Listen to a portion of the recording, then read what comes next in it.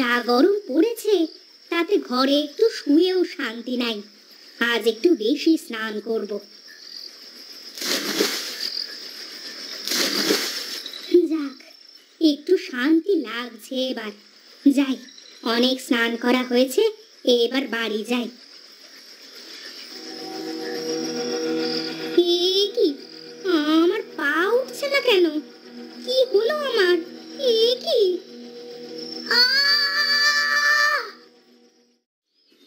আজ ইলিশ মাছ আর কচুর শাক রান্না করেছিলাম, যা ভালো হয়েছিল না? সত্যি, কচুর শাক আর ইলিশ মাছ রান্না করলে অনেক সুন্দর লাগে। দিদি, বলি কি, তুমি আজ আমাদের বাড়িতে এসো, এসে তুমি ইলিশ মাছ আর কিছু কচুর শাক নিয়ে যেও। আচ্ছা।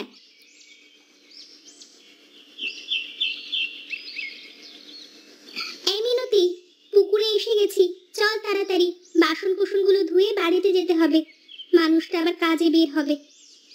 হ্যাঁ দিদি, আমার মানুষটাও যাবে গো। এই বলে মিনতি আর সুরভি ঘাটে বসে থালা বাসন মাজতে থাকে। এমন সময় হঠাৎ মালতীর মরদেহ ভেসে ওঠে। দিদি, ও দিদি, ওটা কি দেখা যাচ্ছে গো? হ্যাঁ রে, তাই তো মনে হচ্ছে কোনো মানুষ। দিদি, ওটা তো মালতী মনে হচ্ছে গো, কিন্তু মালতী এভাবে জলে ডুব দিয়ে কি করছে? এই মালতী, মালতী! মালতীর মরাটা ভাসতে ভাসতে সুরভি আর মিনতির কাছে চলে আসে। সুরভি গায়ে হাত দিয়ে বলে, এই কি মালতী, তুই এইভাবে ডুব দিয়ে থেকে আমাদের ভয় দেখাচ্ছিস নাকি? এই মালতী, মালতী! দিদি, দিদি, মালতী মারা যায়নি তো? দাঁড়া, দেখছি। এই দেখে সুরভি আর মিনতি অনেক ভয় পেয়ে যায়। কি দেখছি রে আমি? মালতী, মালতীকে কে মারলো? কে কোথায় আছো? দেখে যাও, মালতী মারা গেছে। মিনতির চিৎকার শুনে গ্রামের লোকজন ছুটে আসে। তারপর মালতীর মরা দেহ জলের উপর তুলে মাটিতে শুইয়ে দেয়। ও মালতী, মালতী রে, তোকে আমি কতবার মানা করলাম, এত রাতে ঘর থেকে বের হোস না, বের হোস না। কি, মালতীকে এইভাবে কে মারলো? আমি আর মিনতি পুকুর ঘাটে এসেছিলাম থালা বাসন মাজতে, এসে দেখি মালতীর মরা দেহটা জলে ভেসে আছে। এই শোন, কেউ গ্রামের মোড়লকে খবর দে। হ্যাঁ হ্যাঁ, আমি দিয়েছি, মোড়ল আসছে এক্ষুনি।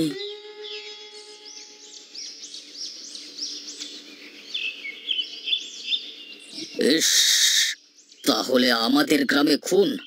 কে করলো এমন কাজ? কেউ কি দেখেছো? হ্যাঁ? না কর্তা বাবু, আমরা কেউ দেখিনি।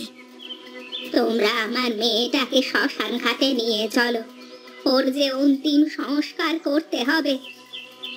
না না, এ হতে পারে না। কিভাবে মারা গেছে তা আমরা জানি না।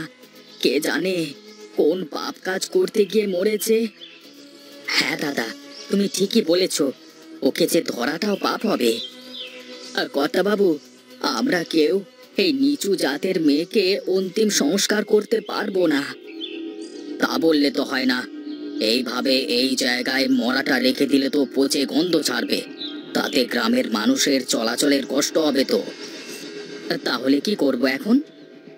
ওরে শোন, পায়ে দড়ি বেঁধে টানতে টানতে জঙ্গলের ওই দিকটায় ফেলে রেখে আয়গা, দেখবি রাতে শেয়াল কুকুরে খেয়ে ফেলবে।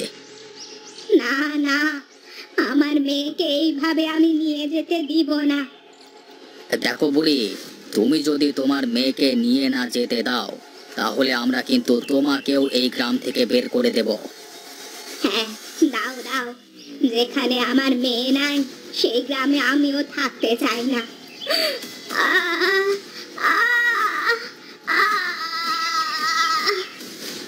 তোর বাবা, এ যে দেখছি একটা মরা নিয়ে চিন্তা হচ্ছিল, এখন আরেক মরা। যা যা, তোরা মালতীর সাথে বুড়িটাকেও জঙ্গলে ফেলে দিয়ে আয়। মালতী আর বুড়ি ছোট বংশের হওয়ায় কেউ তাদের শেষ কাজ করতে রাজি হয় না।